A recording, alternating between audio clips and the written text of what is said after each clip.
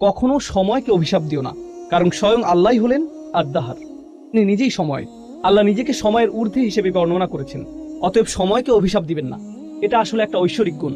সুতরাং আমাদের কখনো এমন বলা উচিত নয় যে আরে ভাই সেদিন একটা খারাপ দিন ছিল, কিংবা এটা একটা বাজে বছর। সময়ের ব্যাপারে এরকম বিশেষণ ব্যবহার করা হয়। রাসূল সাল্লাল্লাহু আলাইহি সাল্লাম খুব পরিষ্কার ভাষায় এমন করতে নিষেধ করেছেন। অতএব একভাবে এটা বোঝা যায়, এবং সেটা হলো আল আসর ওয়াদ দাহার, আল্লাহ আসরের কসম করেছেন। আর এর প্রায় একই অর্থ হচ্ছে আদ-দাহার, যা কোরআনে এসেছে। অতএব এটা তাৎপর্যপূর্ণ, এটা গুরুত্ববহ, এমন কিছু যা আলোচনার দাবি রাখে। অন্যভাবে বললে আল্লাহ মানব জাতির প্রতি সময়ের গুরুত্বের ব্যাপারে দৃষ্টি আকর্ষণ করেছেন, এটা একটা অর্থ। দ্বিতীয় অর্থ হলো আমরা শপথের উদ্দেশ্য বিধি নিয়ে আলোচনা করছি। আরবি পরিভাষা এটা হলো মুকসাম বিহি, মুকসাম আলাইহি। আমি এর দ্বারা যা বুঝেছি তা হলো, খুব সংক্ষেপে বোঝানোর চেষ্টা করি। কেউ বললো আমি আল্লাহর নামে শপথ করছি যে আমি এই কাজটি করিনি, এটা একটা বড় বাক্য। আমি আল্লাহর নামে শপথ করছি যে আমি এই কাজটি করিনি। এখানে শপথের বিধেয় হলো আল্লাহ শব্দটি, তাহলে উদ্দেশ্য কি? আমি কাজটি করিনি। তাহলে এখানে একটা উদ্দেশ্য, অপরটি বিধেয়। এই সূরাতেও শপথের একটা বিধেয় রয়েছে, সেটা কি? ওয়াল আসর। তাহলে উদ্দেশ্য কি? ইন্নাল ইনসানা লাফি খুসর। আল্লাহ বলেন তিনি সময়ের নামে শপথ করছেন, কালের নামে শপথ করছেন। তারপর তিনি ঘোষণা দিয়েছেন যে সকল মানুষ চরম ক্ষতির মধ্যে ডুবে আছে। সুতরাং এখানে বিধেয় হলো সময়, আর উদ্দেশ্য হচ্ছে মানুষের চরম ক্ষতির মধ্যে থাকা।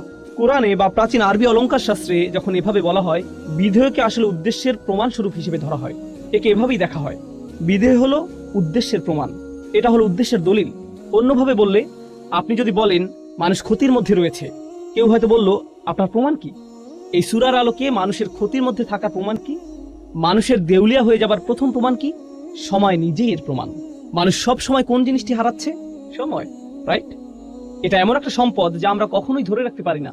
আমরা কখনোই এই ঘন্টা, এই সময়, এই সেকেন্ড এগুলো ধরে রাখতে পারি না। এটা চলে যাচ্ছে, আর এটা এভাবে চলে যেতেই থাকবে। এটা এমন কিছু নয় যে আপনি সঞ্চয় করে রাখবেন, পরে প্রয়োজন মতো ব্যবহার করবেন। আর বলে রাখি, আমরা কিন্তু অনেক সময় ইতিমধ্যে হারিয়ে ফেলেছি। আপনি আপনার জীবনের পেছনের দিকে তাকালে দেখতে পাবেন আপনার জীবনে অনেক সুযোগ ছিল যা আপনি কাজে লাগাননি।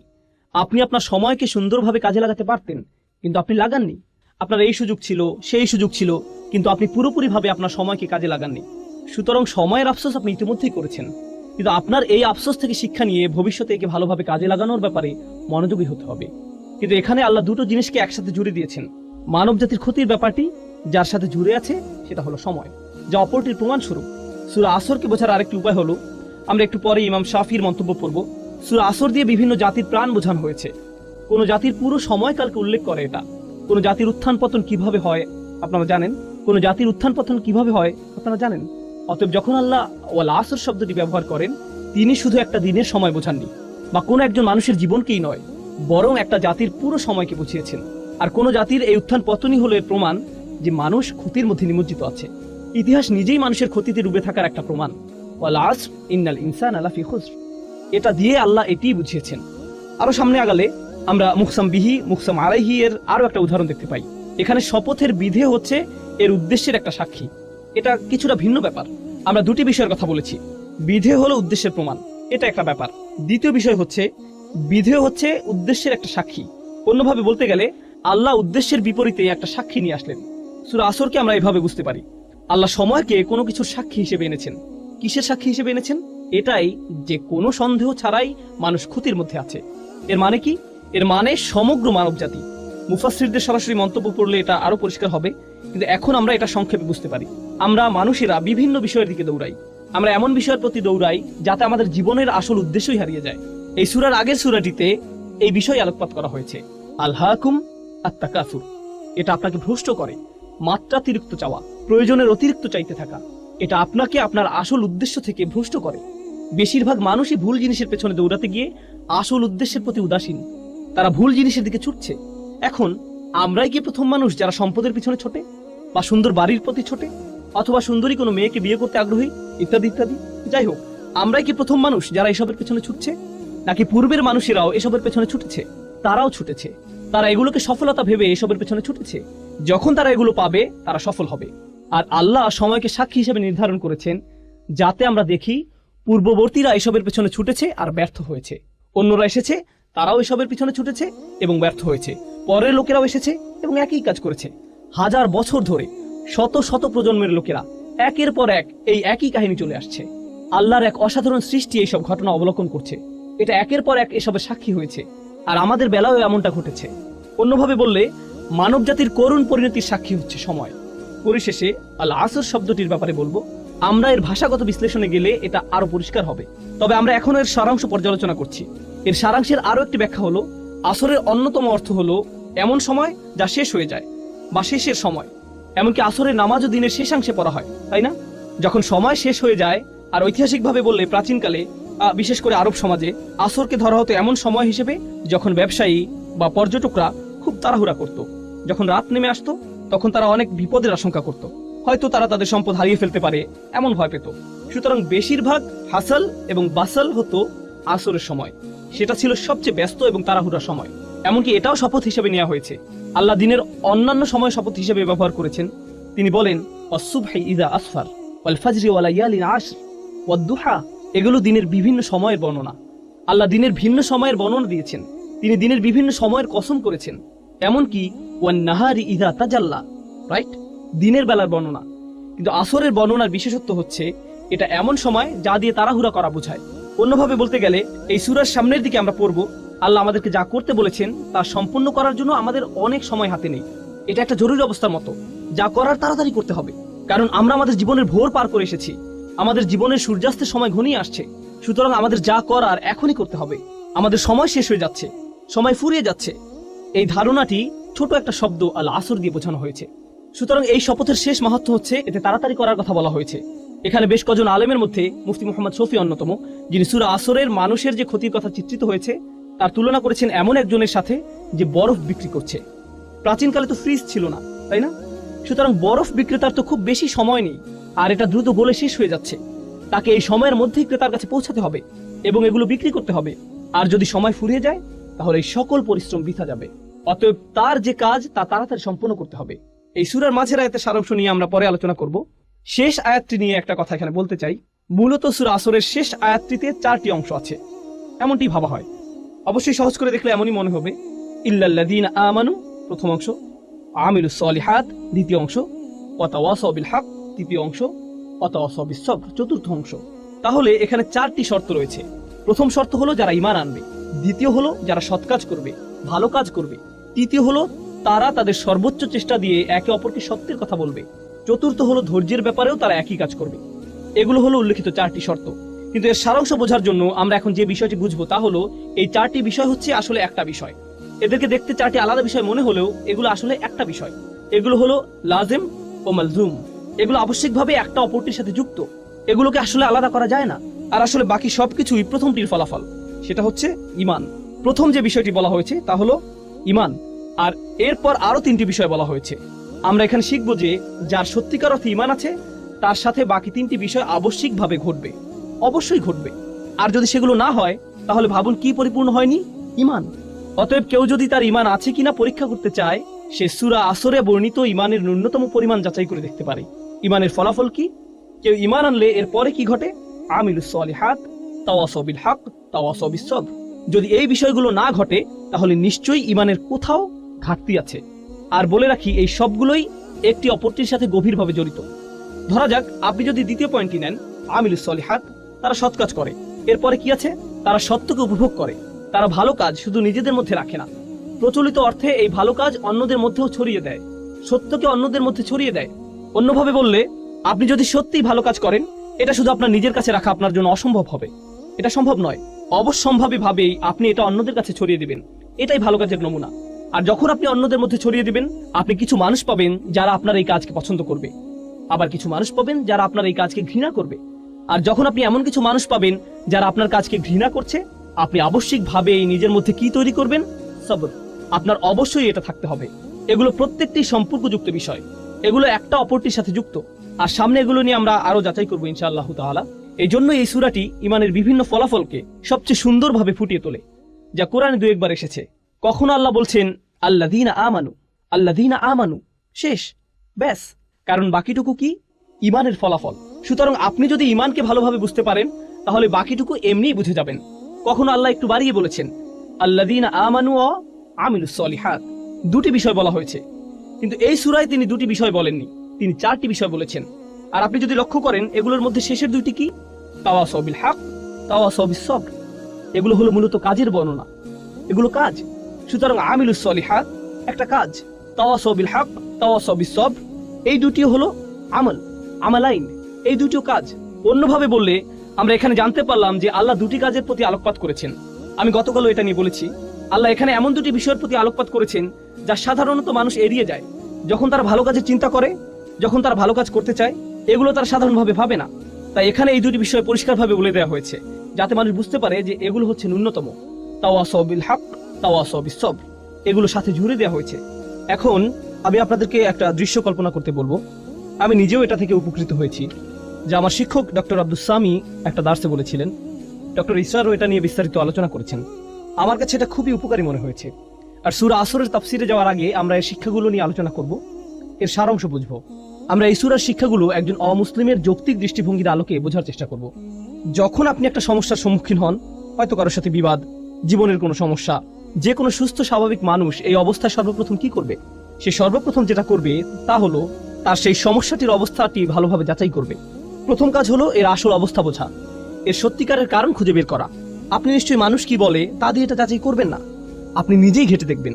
আর এটা যত বড় সমস্যা, আপনি তত ভালোভাবে এর সত্যতা যাচাই করবেন। আপনি নিজে এর প্রকৃত অবস্থা খুঁজে বের করবেন। এখানে মুসলিম হওয়ার সাথে কোনো সম্পর্ক নেই, বরং এখানে সততার প্রশ্ন। একজন সৎ মানুষ, একজন সৎ বিচারক অবশ্যই এটা করবেন। ধরুন আপনার পরিবারে কোনো বিষয় ঝগড়া লেগেছে, আপনার পরিবারের কিছু সদস্য কোনো বিষয় ঝগড়া করছে, আর তারা বিষয়টি আপনার সামনে উপস্থাপন করলো। অসৎভাবে আপনি কি করলেন?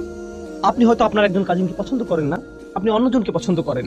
আপনি যাকে পছন্দ করেন না তার বিরুদ্ধে আপনার রায় দিয়ে দিলেন, ঠিক?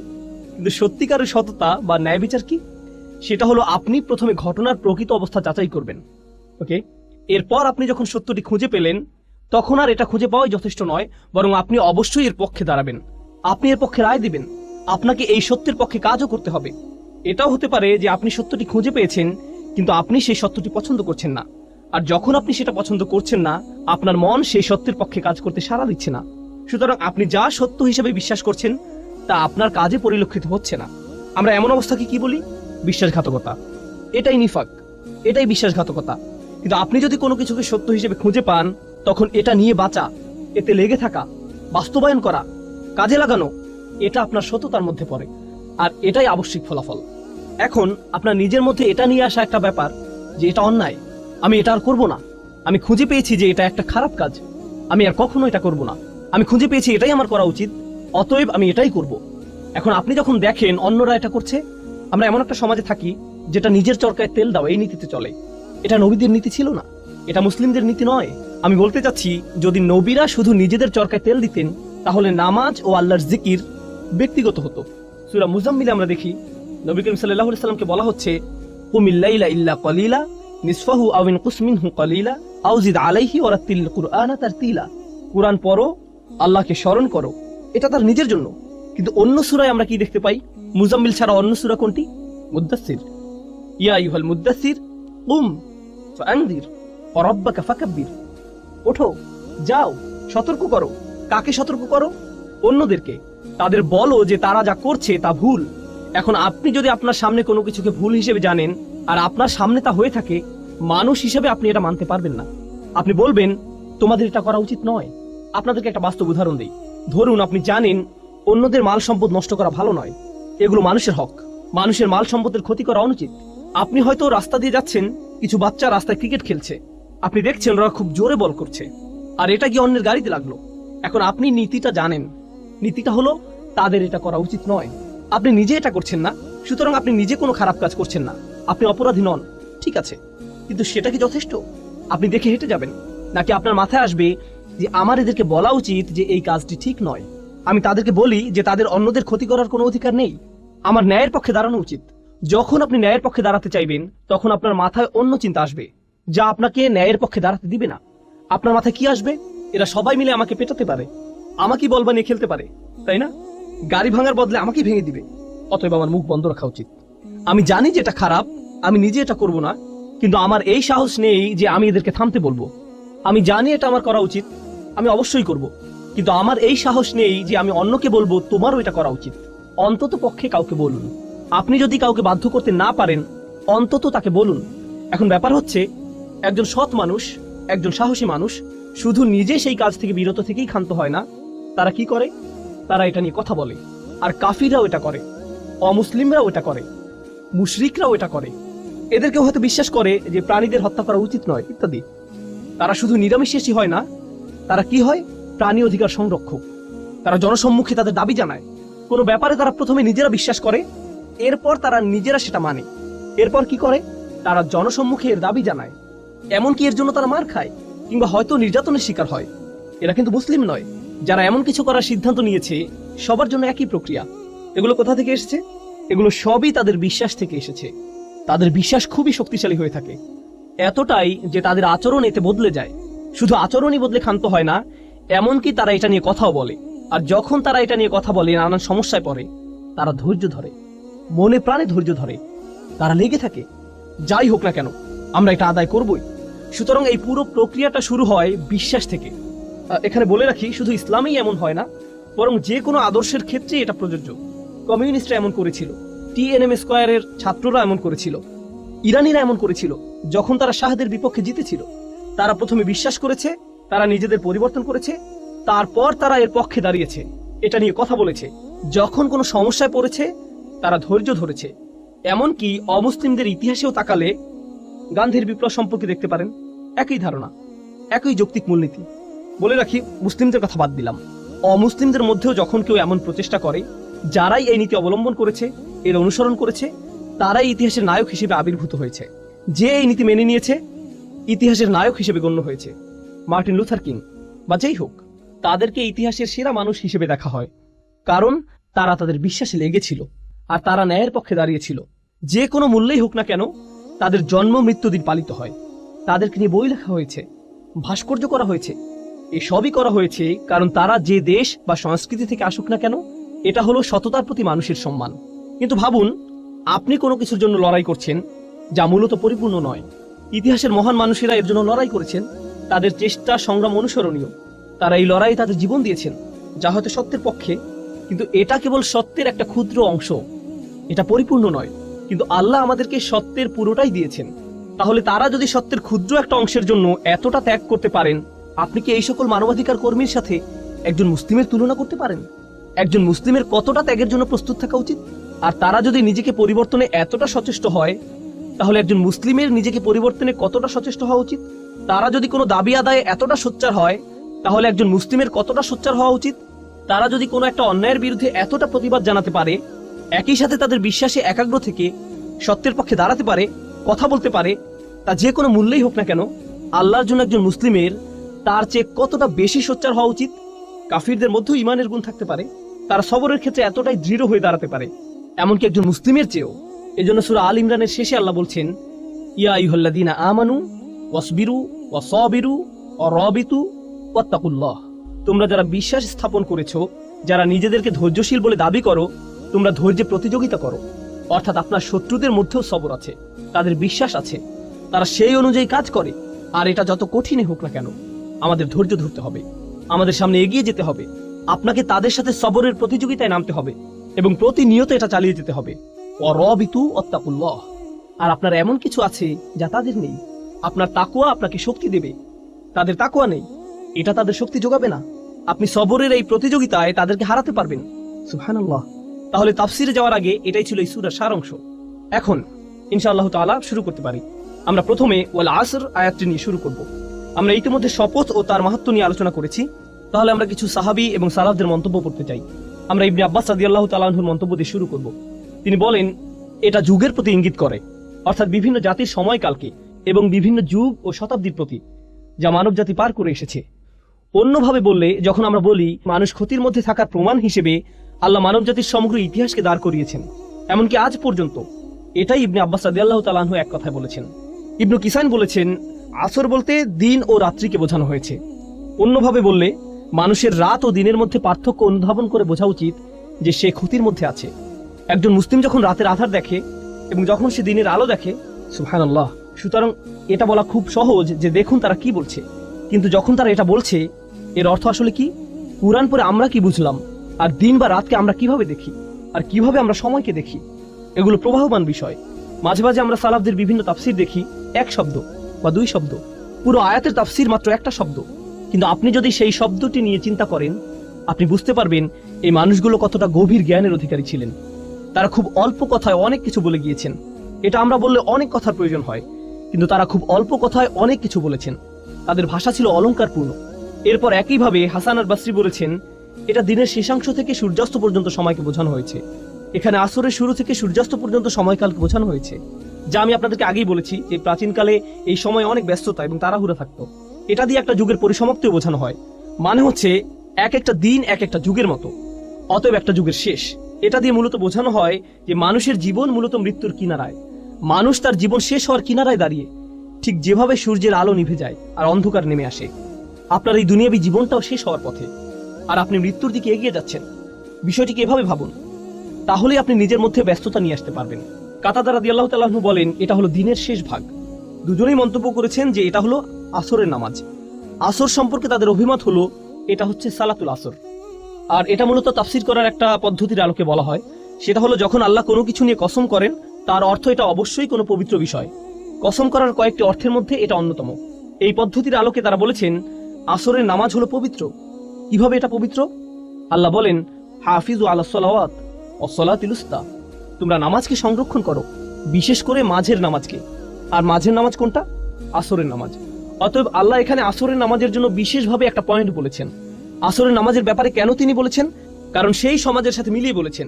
সেই সমাজে কখন তারা সবচেয়ে বেশি ব্যস্ত থাকতো? আসরের সময়। তখনই মিটিং হতো, আসল কাজটা তখনই করা হতো। দোকানপাট তখনই সবচেয়ে ব্যস্ত থাকতো। যখন দোকানপাট সবচেয়ে বেশি ব্যস্ত থাকে তখন সেটা বন্ধ করে নামাজে দাঁড়ানো সবচেয়ে কঠিন হয়, তাই না? যখন কোনো গুরুত্বপূর্ণ মিটিং হয় ঠিক তখনই আসরের সময়, যাতে তাদের দুনিয়াবী কাজ তারা বাদ দিয়ে নামাজে দাঁড়াতে পারে। তাই আল্লাহ এখানে কসম করে বলছেন যে যদি তারা এটা না করতে পারে তারা চরম ক্ষতির মধ্যে পড়ে যাবে। সুবহানাল্লাহ। তারপরে আইসারাত তাফসীরে আমরা দেখি এখানে বলা হয়েছে আদ-দাহরু কুল্লুহু, আসর দিয়ে পুরো সময়কে বোঝানো হয়েছে। আর শাব্দিক বিশ্লেষণে আমরা দেখতে পাই এতে আছে আদ-দাহর ও আল আসর। সূরা ইনসানে আল্লাহ বলছেন, হাল আতা আলাল ইনসানি হিনুম মিনাদ-দাহর। এখানে দাহর শব্দটি ব্যবহৃত হয়েছে, আর এই সূরায় আসর শব্দটি ব্যবহৃত হয়েছে। অতএব আমরা এই দুইটি শব্দের মধ্যে পার্থক্য বুঝতে পারলাম। যাই হোক, আইসারাত তাফসীরে সময়কে বা সময়ের কিছু অংশকে বোঝানো হয়েছে। এখানে সময়ের অংশ বলার কারণে কিছু কিছু মুফাসসির বলছেন আসর বলতে এখানে নবীজি সাল্লাল্লাহু আলাইহি সাল্লামের জীবনকালকে বোঝানো হয়েছে। তারা একে এভাবে ব্যাখ্যা করেছেন, কারণ কুরআনের অন্যান্য জায়গায় আল্লাহ নবীজির জীবনের শপথ করেছেন, লা উমরুকা, তিনি নবী সাল্লাল্লাহু আলাইহি সাল্লামের জীবনকালে শপথ করেছেন। তাই তারা এখান থেকে এই অর্থ নিয়েছেন যে যখন আল্লাহ বলেন ওয়াল আসর, তার অর্থ এটা দিয়ে নবীজি সাল্লাল্লাহু আলাইহি সাল্লামের জীবনকে বোঝানো হয়েছে। অন্যভাবে বললে শেষ নবীর জীবনকে পুরো মানব জাতির জন্য এমনভাবে পাঠানো হয়েছে যদি তারা তাকে অনুসরণ না করে তবে তারা ক্ষতির মধ্যে পড়ে যাবে। এ দুটোর মিল বুঝতে পারছেন? কারণ এটা হচ্ছে এই পৃথিবীর সূর্যাস্তের সময়ের মতো, কারণ এটা হচ্ছে এই পৃথিবীর সূর্যাস্ত হওয়ার মতো ঘটনা। তিনি হচ্ছেন শেষ নবী। শেষ নবীর আগমন এই পৃথিবীর শেষ হওয়ার জন্য অনেক বড় একটা নিদর্শন, আর তার জীবনটাই মানুষের এই চরম ক্ষতির অনেক বড় একটা প্রমাণ। সুতরাং এভাবে তারা আল আসর শব্দটির ব্যাখ্যা করেছেন। এরপরে আল জুজাজি বলেন অর রব্বিল আসর।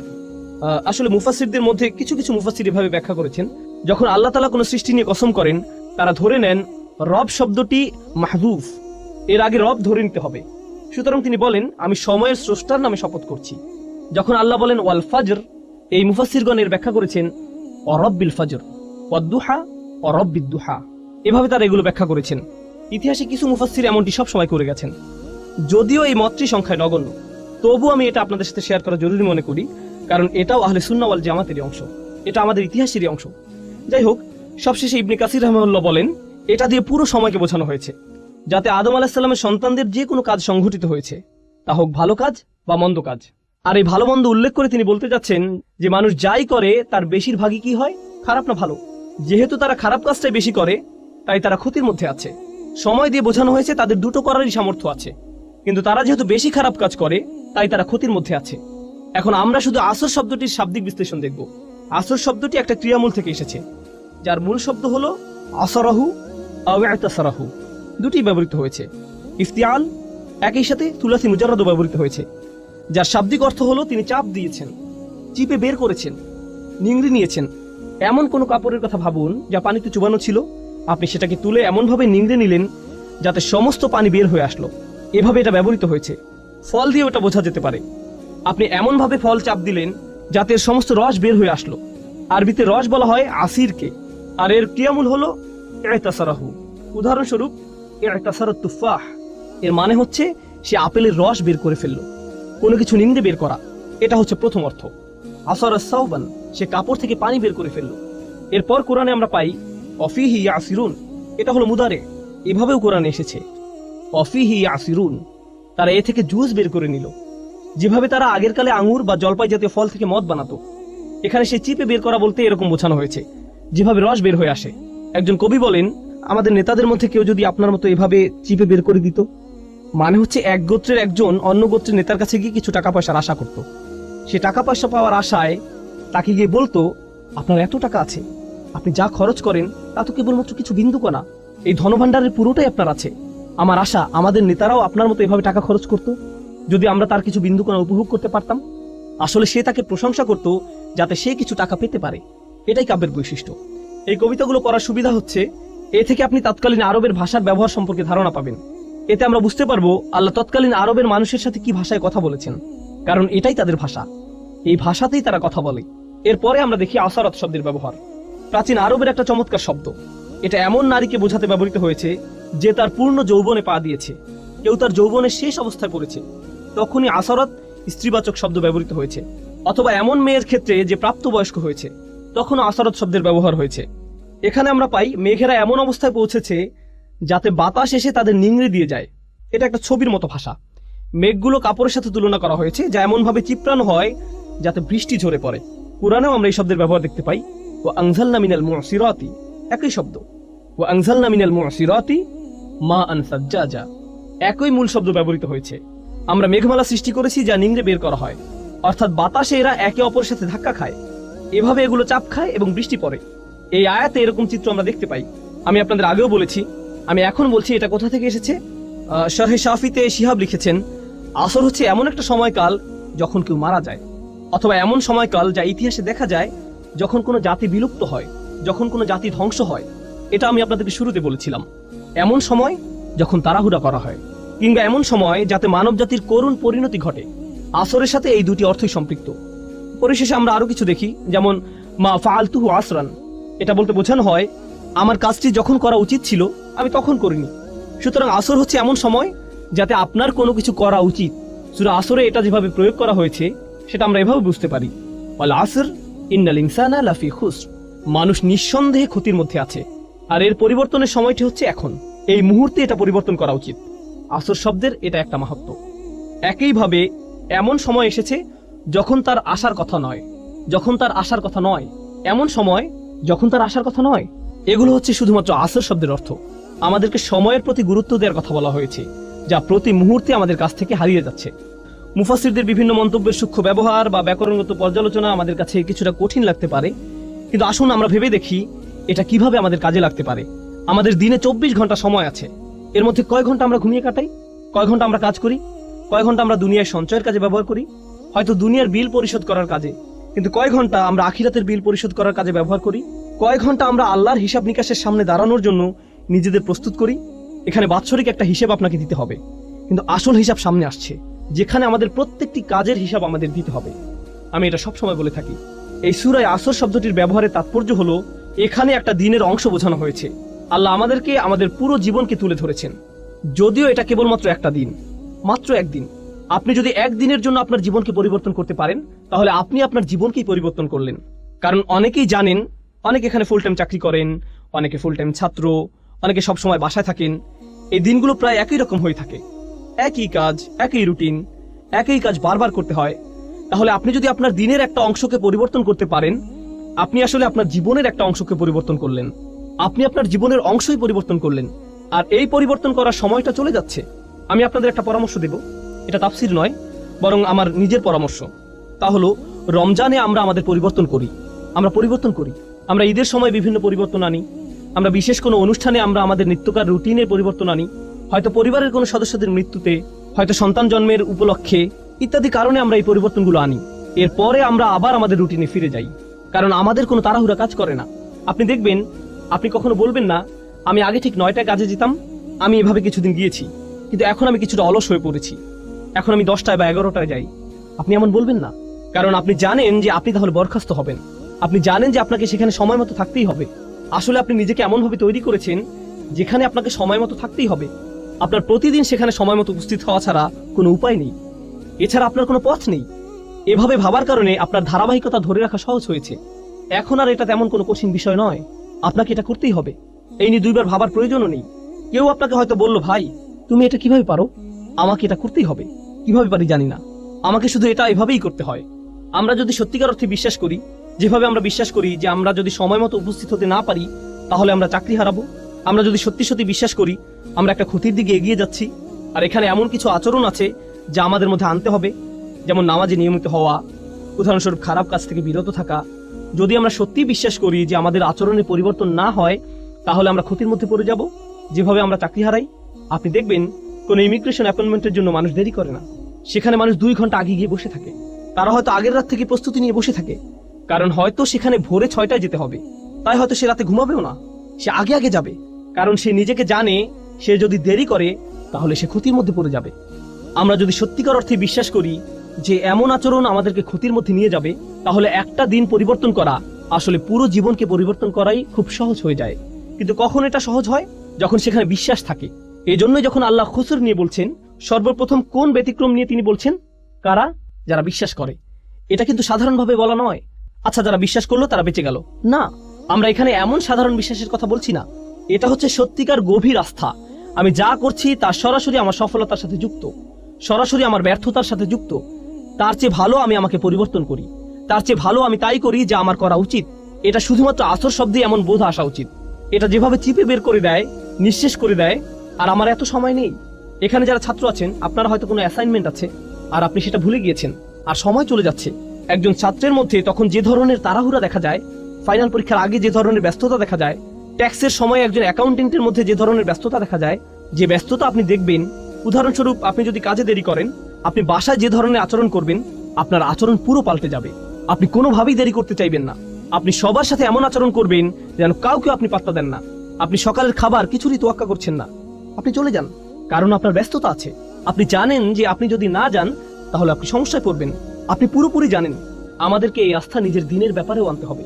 আপনার বস যদি আপনাকে বলে, আমি কসম করে বলছি তোমার সমস্যা হবে, যদি আপনার বস এটা বলে, সে যদি বলে আমি কসম করছি, সে হয়তো অফিসে আসলো, সে আপনাকে নির্দিষ্ট করে বলল না, সে বলল প্রত্যেক কর্মচারীর বিশাল ক্ষতি হবে, আমি কসম করছি তোমাদের প্রত্যেকেরই ক্ষতি হবে, এবার অনেক বড় লোকসান হবে। আপনি কি মনে করেন সে যখন চলে যাবে আপনাদের মধ্যে কি কেউ বলবে, হ্যাঁ হ্যাঁ আমার কিছু হবে না, আমি ঠিক আছি?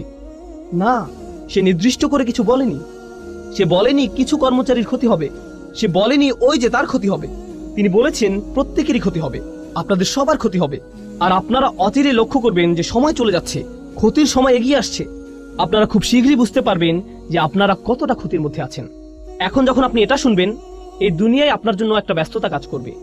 আপনার মনে হবে, ও আল্লাহ, আমার এখন কি করা উচিত? তিনি কি করতে চান? তিনি কেন রেগে আছেন? এমন কিছু কি আছে যা আমরা করছি না? এখন চিন্তা করুন, যখন আপনার একটা চাকরি থাকে, বলে রাখি আমি আপনাদের এই উদাহরণগুলো দিচ্ছি যাতে আপনারা এই সূরাটি আরো ভালোভাবে বুঝতে পারেন ইনশাআল্লাহ। মুসলিমের জীবনে এটা একটা গুরুত্ববহ সূরা। এটা একজন মুসলিমের জন্য এমন একটা উপহার যা আল্লাহ মাত্র 3টে আয়াতের মাধ্যমে দিয়েছেন, যা আমাদের জীবনকে পরিবর্তন করে দিতে পারে। তিনি আমাদেরকে পুরো কোরআন মুখস্থ করতে বলেননি, শুধু সূরা আসরটা মনে রাখবেন। সুবহানাল্লাহ, দেখবেন এটা কিভাবে আপনার জীবনকে পরিবর্তন করে দেয়। এখন চিন্তা করুন, আপনি একটা চাকরি পেলেন, আপনার বস আপনাকে বলল তোমার কাজ 4টি। প্রতিদিন আপনার কয়টি কাজ আছে? 4টি। মাঝে মধ্যে আপনার বস আপনাকে এমন কাজ দিবে যা আপনি খুব সহজেই পারবেন, আবার মাঝে মধ্যে আপনার এমন কাজ থাকবে যা আপনার করতে ভালো লাগবে না। কিন্তু যেহেতু আপনি এই চাকরিটি করছেন, আপনার কয়টি কাজ করতে হবে? সবগুলোই। আপনার হয়তো 2টি করতে ভালো লাগে, কিন্তু আপনাকে 4টিই করতে হবে। 2টি আপনার ভালো লাগে, 2টি আপনার ভালো লাগে না, কিন্তু 4টি কাজই আপনি করেন। এখন যদি কেউ মনে করে, বা আমি যদি মনে করি আমি শুধু 2টি কাজ করব, কারণ আমি এই 2টি খুবই ভালো পারি, আমি বাকি 2টি নিয়ে চিন্তা করব না, আমি এমনকি এগুলো ছুঁয়েও দেখব না। বস যখন দেখবে আমি এই 2টি কতটা ভালোভাবে করেছি, সে কি বাকি 2টির কথা ভুলে যাবে? এগুলো নিয়ে কোনো সমস্যা হবে না? তাহলে আপনি বাকি 2টি কাজ করলেন না। আপনার বস 1 সপ্তাহ পর আসলো, কত দূর করেছো, কাজের অগ্রগতি কি? আমি প্রথম কাজ 2টি শতভাগ করেছি। ও আচ্ছা, বাকি 2টির কি অবস্থা? আসলে আমি এই 2টি করব না, কিন্তু দেখুন আমি এই প্রথম 2টি কত ভালোভাবে করেছি। এই লোকের কি অবস্থা হবে? আপনাদের কি মনে হয়, সে কি তার চাকরিটা ধরে রাখতে পারবে? আপনি যদি সম্পূর্ণভাবে সেগুলো নাও করেন, আপনাকে যে 4টি কাজ দেয়া হয়েছে সে 4টি কাজ আপনাকে করতেই হবে। আপনি হয়তো শতভাগ করতে পারেননি, কিন্তু আপনাকে প্রত্যেকটির অন্তত 70 ভাগ কাজ হলেও করতে হবে। এটা কোনো একটা কাজের 100% করার চেয়েও ভালো। বুঝতে পারছেন? তাহলে যখন আল্লাহ 4টি কাজের কথা বলছেন, ইল্লাল্লাযীনা আমানু ওয়া আমিলুস সলিহাত ওয়া তাওয়াসাউ বিল হক ওয়া তাওয়াসাউ বিস সবর, তখন আমরা বলি ঈমান। আমাদের ঈমান নিয়ে কাজ করতে হবে, কিছু ভালো কাজ।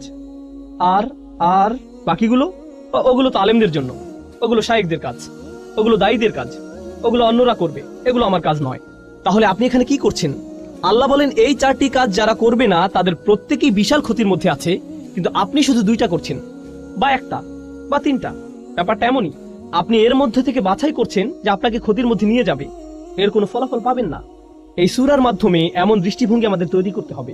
আমি আজকে আরো 10 মিনিট নেব, সম্ভবত আমাদের তৃতীয় একটা সেশনের প্রয়োজন হবে ইনশাআল্লাহ তাআলা। আমি ভেবেছিলাম হয়তো আমাদের 3টা সেশন লাগতে পারে, ওয়ালিল্লাহিল হামদ।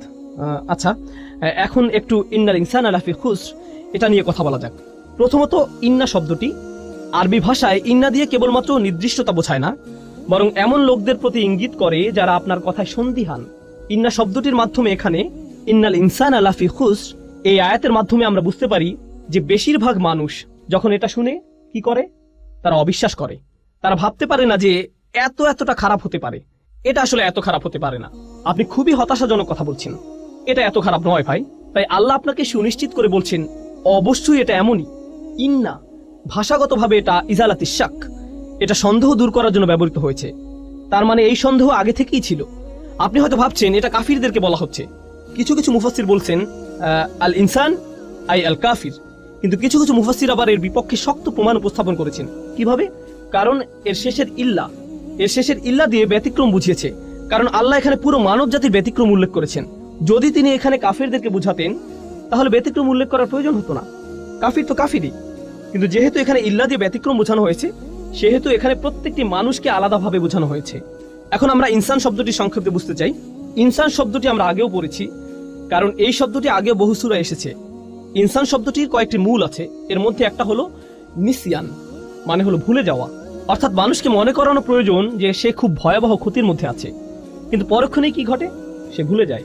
আপনি খুতবা শুনেন, আপনাকে স্মরণ করানো হয়, আপনার চিন্তা আসে, আর আপনি ভাবেন ভাই আমার কাজের ব্যাপারে সচেতন হওয়া প্রয়োজন। আর যখন আপনি মসজিদের পার্কিং এ হয়তো কোনো গাড়ি দেখলেন, আপনি সব ভুলে গেলেন। ইনসান। আল্লাহ মানুষকে এই পৃথিবীতে পাঠানোর আগে এই মানুষের ব্যাপারে এটা বলে দিয়েছেন, আলাস্তু বিরব্বিকুম ক্বালু বালা শাহিদনা। সূরা আরাফে তিনি বলেন, আমি কি তোমাদের প্রভু নই? আমরা বলেছিলাম হ্যাঁ অবশ্যই আপনি আমাদের প্রভু, আমরাই এর সাক্ষী। আমরা পৃথিবীতে আসার আগেই আল্লাহকে এই সাক্ষী দিয়ে এসেছি যে তিনি আমাদের প্রভু। আর এখন আমরা ভুলে গিয়েছি, আমাদের মনে নেই। আমরা লা ইলাহা ইল্লাল্লাহ বলার গুরুত্ব হারিয়ে ফেলেছি। মুহাম্মদুর রাসূলুল্লাহ সাল্লাল্লাহু আলাইহি সাল্লাম এই বলার শক্তি হারিয়ে ফেলেছি, আমরা ভুলেই গেছি। সুতরাং ইনসান শব্দটি এখানে ফার্দদের সমর্থক হিসেবে এসেছে, আলাদা ব্যক্তি। আর নাফস লোকটি। কিছু শব্দ আছে যেগুলো সমর্থক, আল বাশার মানুষ, আর নাস, কিন্তু এখানে এসেছে ইনসান। এর 2টা তাৎপর্য আছে। একটা হলো আমাদের ভুলে যাওয়ার প্রতি ইঙ্গিত, আর দ্বিতীয় হলো ইনসান শব্দটি দিয়ে আলাদা ব্যক্তি বোঝায়, যা হলো ইসমে জিন্স। এর মাহাত্ম্য হলো এই শব্দটি দিয়ে 2টি বিষয় বোঝানো হচ্ছে। এটা সমগ্র মানব জাতিকে সম্পৃক্ত করে, আবার একই সাথে এটা একক বোঝায়। এখানে শিক্ষণীয় একটা বিষয় আছে। ইনসান শব্দটির ব্যাপারে ছোট একটা বিষয় বলে আজকে শেষ করবো ইনশাআল্লাহ। তা হচ্ছে দায়িত্বের ব্যাপ্তি নিয়ে। মনোবিজ্ঞানে দায়িত্বের ব্যাপ্তি বলে একটা কথা আছে। এখানে যারা আছেন আমি আপনাদের সহজ করে বাড়ির উদাহরণ বা একটা ক্লাসরুমের উদাহরণ দিব। আমার বাসায় আমার বাচ্চারা আছে, আলহামদুলিল্লাহ আমার 5 জন সন্তান আছে। তারা সারা বাড়ি ছুটাছুটি করে।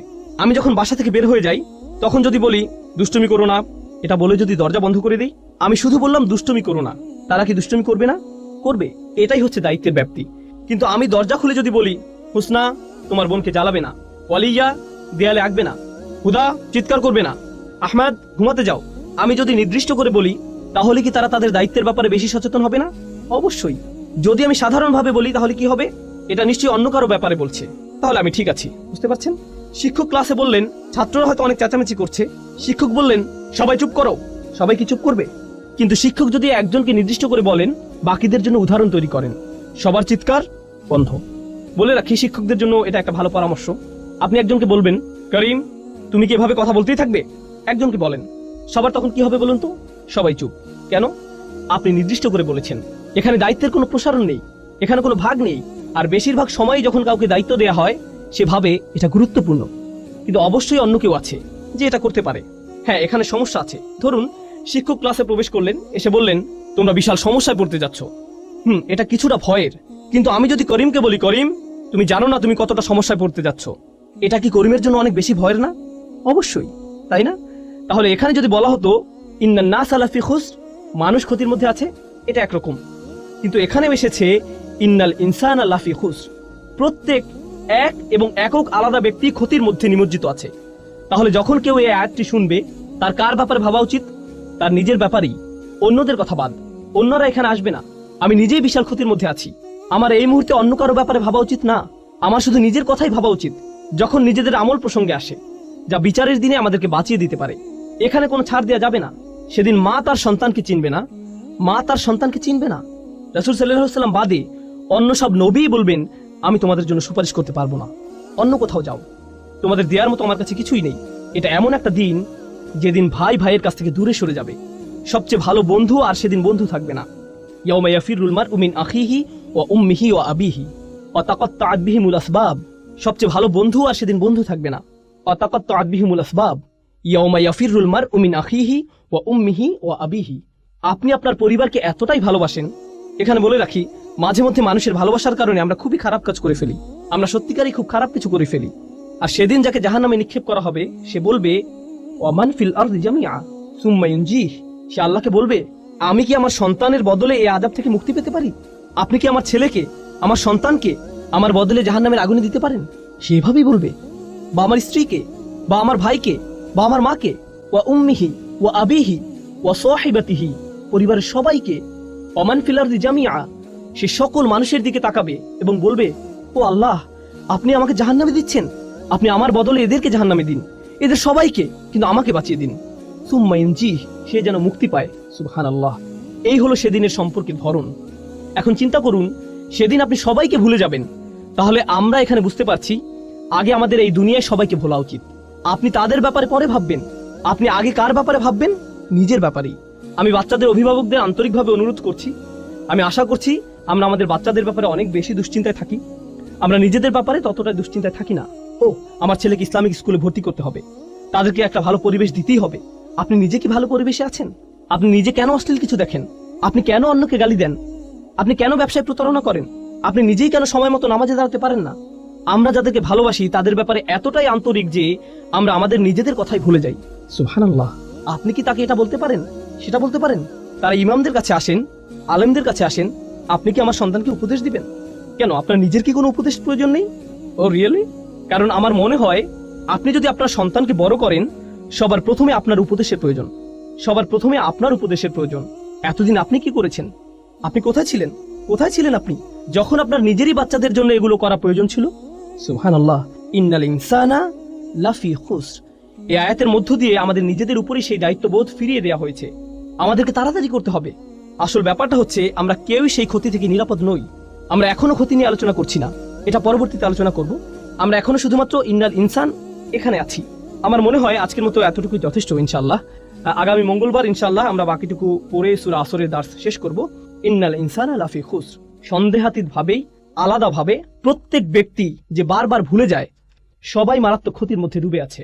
তারা যখন এটা বুঝতে পারে, তাদের এটাও বোঝা উচিত যে আল্লাহ শপথ করেছেন যে সময় চলে যাচ্ছে, তাদের নিজেদের পরিবর্তন করার সময় শেষ হয়ে যাচ্ছে। আল্লাহ তাআলা আমাদেরকে সূরা আসরের শিক্ষাগুলো অনুধাবন করার তৌফিক দিন।